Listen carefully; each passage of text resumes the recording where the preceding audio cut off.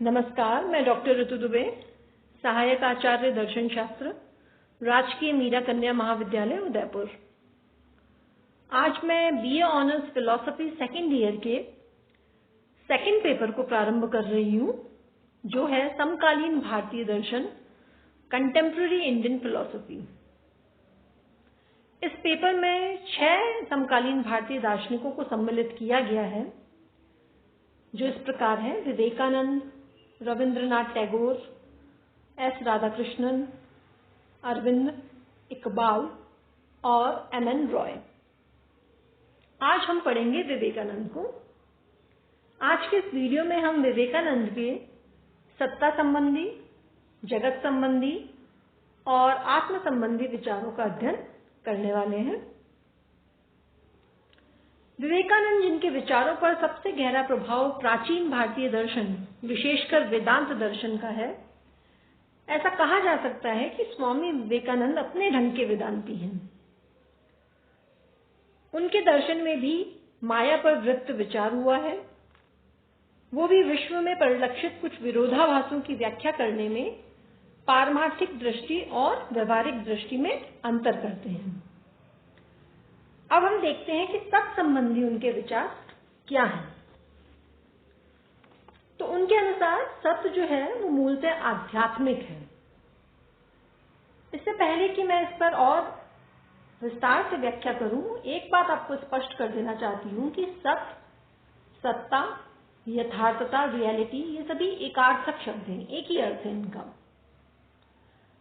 तो विवेकानंद के दर्शन में सत्य मूलतः आध्यात्मिक है, स्पिरिचुअल है, और उनके दर्शन में सत्य और ईश्वर दो सर्वथा भिन्न सत्ताएं नहीं हैं, बल्कि एक ही है। वैसे दर्शन की परंपरा में सत्य को एक तत्वमीमांसी अवधारणा के रूप में स्वीकारा जाता है और ईश्वर को धर्म दर्शन की अवधारणा के रूप में समझा जाता है, लेकिन विवेकानंद के अनुसार ये दोनों सर्वथा पृथक अवधारणाएं हैं ही नहीं। विवेकानंद के विचारों में अमूर्त एकवाद और ईश्वरवाद, इन दोनों का मिश्रण है। वे एक दृष्टि से सर्वेश्वरवादी हैं, लेकिन उन्होंने ईश्वर को व्यक्तित्वपूर्ण भी कहा है। एक तरह से विवेकानंद के दर्शन में दो वैचारिक धाराएं प्राय साथ साथ प्रवाहित हैं। एक धारा तो है अद्वैत वेदांत के समान और दूसरी धारा है भक्ति दर्शन के ईश्वरवाद के समान। विवेकानंद का यह विश्वास है कि ये दो धाराएं वस्तुतः दो धाराएं हैं ही नहीं, बल्कि ये एक ही सत्य को दो ढंगों से देखने की दृष्टियां हैं। सत्य तो जो है वो एक ही है, लेकिन वही सत्य तात्विक दृष्टि से ब्रह्म है, और उस सत्य को जब हम धार्मिक दृष्टि से देखते हैं तो वो ईश्वर है। विवेकानंद का कहना है कि जो परम सत्य है वही हमारी भावना, आराधना, भक्ति का विषय भी है। अगर मैं संक्षेप में कहूं तो विवेकानंद के दर्शन में सत्य, ब्रह्म और ईश्वर एकार्थक शब्द हैं। इन तीनों का एक ही अर्थ है। अब हम देखते हैं कि विवेकानंद के जगत संबंधी विचार जो है वो क्या है। जैसा कि मैंने कहा कि उनके अनुसार ईश्वर एकमात्र सत्य है। सृष्टि या जगत कोई पृथक सत्य नहीं है, लेकिन वे ये कहते हैं कि जगत चूंकि ईश्वर की ही सृष्टि है, वो ईश्वरीय ही है, तो इस दृष्टि से वो भी सत्य है।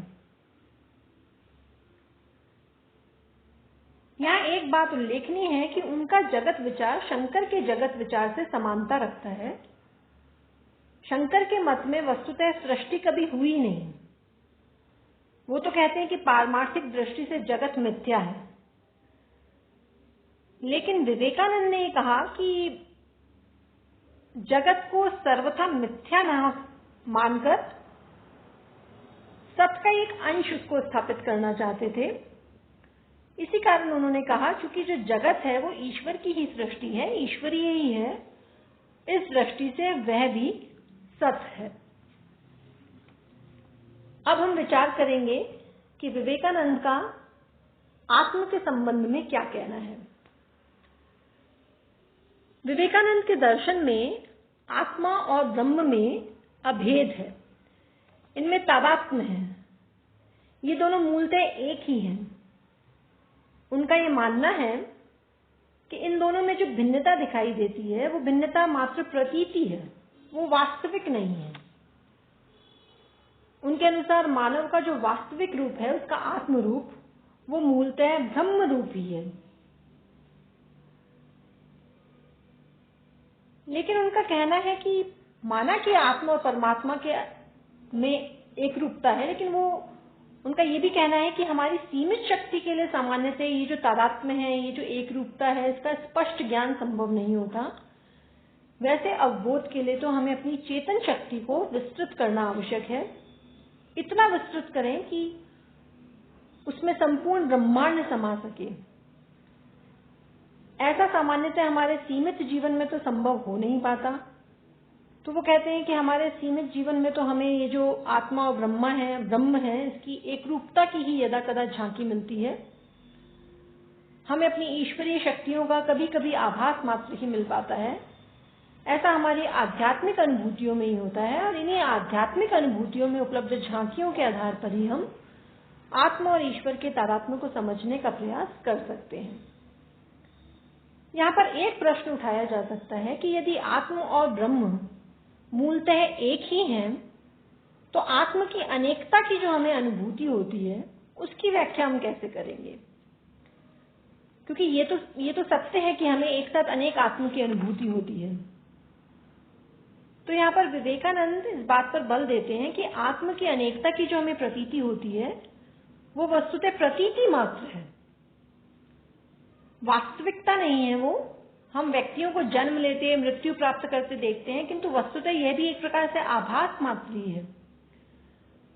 वेदांती के समान ही विवेकानंद भी कहते हैं कि जो वास्तविक एक आत्मा है, उसके जन्म मरण का तो कोई प्रश्न ही नहीं उठता। ना तो वो कभी जन्मा है, ना कभी नष्ट हुआ है।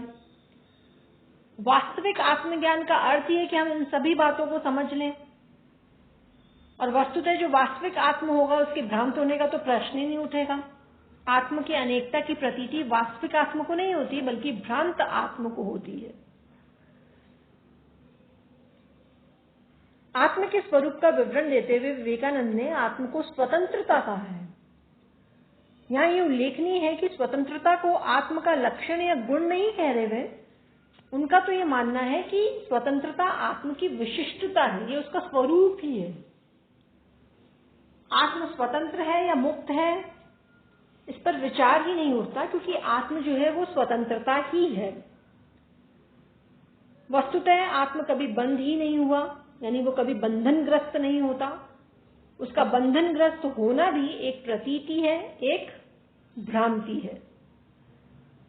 तो ये थे विवेकानंद के